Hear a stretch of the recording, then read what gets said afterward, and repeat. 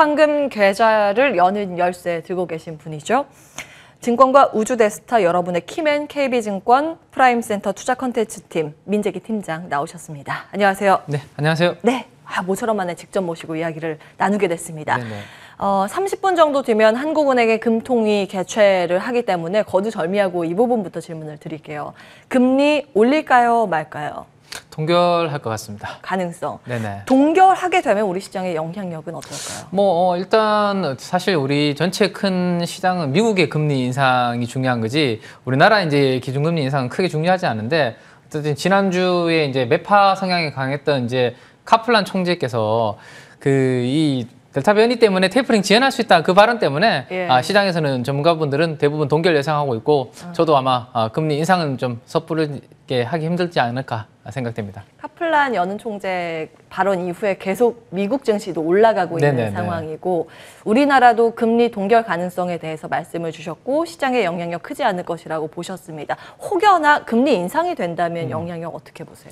만약에 인상이 된다면 업종으로 저는 말씀드릴 수 있을 것 같은데 오늘 새벽에 미국의 이제 금리 10년물 금리가 1.3% 위로 다시 올라갔거든요. 오늘 제일 많이 강하게 움직인 섹터가 은행 업종 섹터였습니다. 그러면 만약에 우리나라 기준금리 인상을 하면 아마 은행주들한테 임팩트, 금융주들, 보험주들이나 은행주들한테 임팩트가 있지 않을까 생각을 해볼 수 있을 것 같아요. 업종별로 영향력이 갈릴 것이다. 알겠습니다. 자, 이제 하나하나 이슈를 챙겨보도록 하죠. 그 다음으로 좀 주목을 받는 건 미국의 테이퍼링 힌트가 나올까 말까 하는 잭슨홀 미팅입니다. 네네. 우리 시간으로는 아마 주말 사이에 이 내용이 전해질 텐데 어떻게 전망하고 계십니까?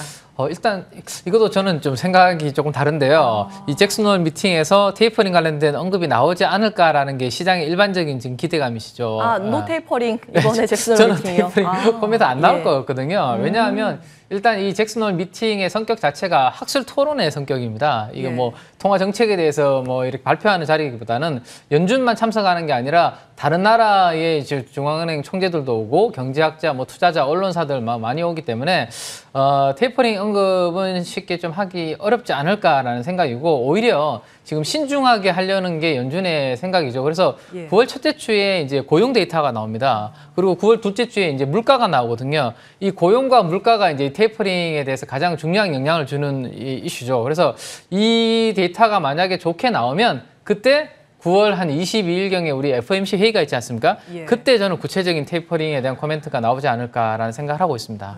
우려감은 조금 뒤로 밀어두고 시장을 볼 필요가 있다라는 논조로 말씀을 주고 계십니다. 하나하나 보겠습니다. 삼성그룹이 클래스가 다른 통큰 투자를 발표를 했습니다. 여러 가지 고용 효과 창출이나 경제 회복에 대한 뭐 기대감이나 이렇게 맞물려서 아이디어가 나오고 있는데요. 어떻게 보십니까? 생각만큼 임팩트가 그렇게 크지는 않았던 것 같아요. 시장에 기대는 많이 컸었는데 뉴스 나오고 그 다음날 뭐 IT 소부장주들 많이 오르지 않을까라는 기대감이 있었는데 살짝 실망을 했었는데 오히려 이제 뉴스에 좀 팔자라는 그런 부분이 좀 강했습니다. 아무래도 이제 고객사들이 반도체 재고가 많이 있고 최근에 반도체 업황에 대해서 불안한 이야기들이 많이 있다 보니까 좀 임팩트 있게 작용하기 힘들지 않았을까라는 생각이 있는데요. 근데 오늘 새벽에 그 TSMC 있잖아요. TSMC가 내년도 공급 단가를 10에서 20% 인상한다는 뉴스가 나왔죠. 그래서 이 부분이 아마 좀 계속해서 모멘텀으로 작용할 가능성이 높기 때문에 삼성그룹의 이 투자 발표도 재료가 완전 소멸된 것으로 보기는 좀 어려울 것 같고 파운드리 쪽을 하고 있는 TSMC가 내년도 공급 단가를 저렇게 강하게 인상시키는 것을 감안하면 우리 삼성전자도 또 파운드리 하지 않습니까? 지금 드라이브 강력하게 걸고 있습니다. 강력하게 걸고 있고 지금 20조 원 규모의 미국에 어디에 할지 저울질을 지금 하고 있는 상황이기 때문에 저는 이제 앞으로 계속 이러한 뉴스 플로우가 나오지 않을까라는 생각입니다. 그리고 또 M&A도 진행을 하려고 지금 하고 있죠. 뭐 자동차 반도체 회사인 NXP를 산다든지 아니면 텍사스 인스트루먼트를 산다든지 어떤 걸 살지에 대해서 여러 가지 예상들이 좀 나오고 있는데 그렇다면 반도체 소부장들에 대해서 기대감은 좀 가지고 가셔도 괜찮지 않을까. 특히 근데 그 중에서도 시스템 반도체 후공정 쪽 그쪽을 좀 주목을 하실 필요가 있을 것 같습니다. 그래서 TSMC 쪽과 연결되는 종목 중에 하나도 또 한미반도체라는 회사, 후공정 장비를 하는 회사가 있습니다. 주력 제품이 이제 비전 플레이스먼트, 그다음에 EMI 실드 장비 세계 1위 기업입니다. 그래서 상장사 중에서 글로벌 파운드리가 TSMC, 삼성전자가 직접적으로 대규모 투자를 한다면 최대 수혜주는 한미 반도체 정도를 말씀을 드릴 수 있을 것 같습니다. 예, 이래서 키맨 하시나 봅니다. 굉장히 속 시원하게 전략을 주고 계십니다. 삼성 투자 관련해서는 반도체 소부장 그 안에서도 시스템 반도체 후공정 장비 업체 한미 반도체를 콕 집어주셨네요. 예, 기억해 보겠습니다.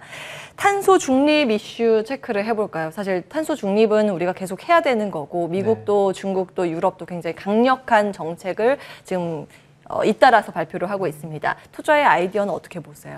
네, 일단 이 탄소 중립 친환경 관련주들이 한동안 많이 쉬었죠. 맞아요. 네, 일단 많이 쉬었기 때문에 가격적인 메리트가 좀 있는 상황이다라는 생각이 들고 그동안 또 친환경 쪽에서 주도 테마는 2차 전지 쪽이었습니다.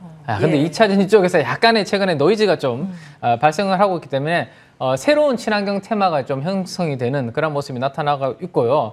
미국이 이제 뭐 1조 달러에 이어서 3.5조 달러의 예산 결의안 채택도 모멘텀으로 또 작용을 하고 있는 것 같습니다. 그리고 이러한 이제 좀 테마들이나 특정 산업들은 정부 정책이 아주 중요한 모멘텀으로 이제 작용을 하거든요. 그래서 과거 케이스를 한번 보시면 좋을 것 같은데 과거에 이제 K 반도체 우리 5월 달인가요? 그런 이제 정부 정책이 나왔었고 또 K 배터리 관련된 정부 정책이 한 7월 달에 나왔습니다. 예. 그때도 K 반도체 전략, K 배터리 전략 발표 직후에 성과가 아주 좋았는데 특히나 대형주보다는 중소형주 쪽의 임팩트가 훨씬 더 컸습니다. 뭐 세금 혜택이라든지 이런 부분들이 중소형 기업들이 더 임팩트가 있기 때문이죠. 그래서 아주 최근에는 또 우리 문재인 대통령께서 이제 백신에 대해서 엄청 밀어주겠다라는 그런 발언하시고 백신 관련주들이 크게 상승한 부분이 있기 때문에 이 정부 정책 이후에 관련된 부분들을 잘 보셔야 되는데 4분기에 앞으로 다가올 4분기에 바로 이제 친환경 관련주의 정책 모멘텀이 집중이 되어 있다라고 보시면 될 것 같습니다.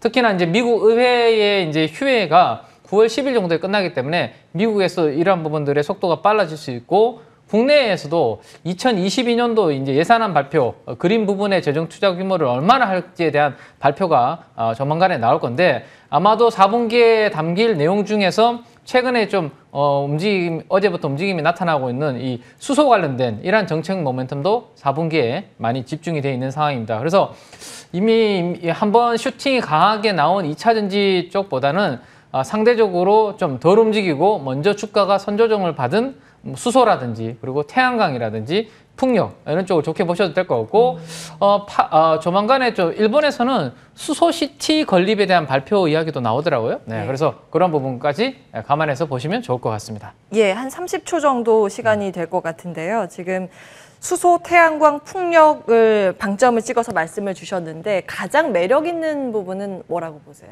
저는 세계 만약에 친환경 중에서도 그나마 어디가 제일 좋냐라고 물어보신다면 저는 수소 쪽 말씀드리고 싶고 수소 쪽에서도 멤브레인 쪽에 핵심 그 부품을 만들고 있는 상하프론테크 그리고 비나텍 이런 두 종목 정도를 멤브레인 스택에 들어가는 주요 부품을 만들기 때문에 관심 있게 보셔도 될 것 같습니다. 이렇게 질문 드리면 종목이 줄줄줄줄 나오네요. 예, 멤브라인이라는 수소 걸러주는 필터 만드는 회사예요. 맞습니다. 국산화 성공한 기업들 위주로 상하프론테크, 비나텍 보셨습니다. 민재기 팀장과 함께했고요. 저희는 여기에서 인사드리겠습니다. 끝까지 함께해 주신 여러분 고맙습니다.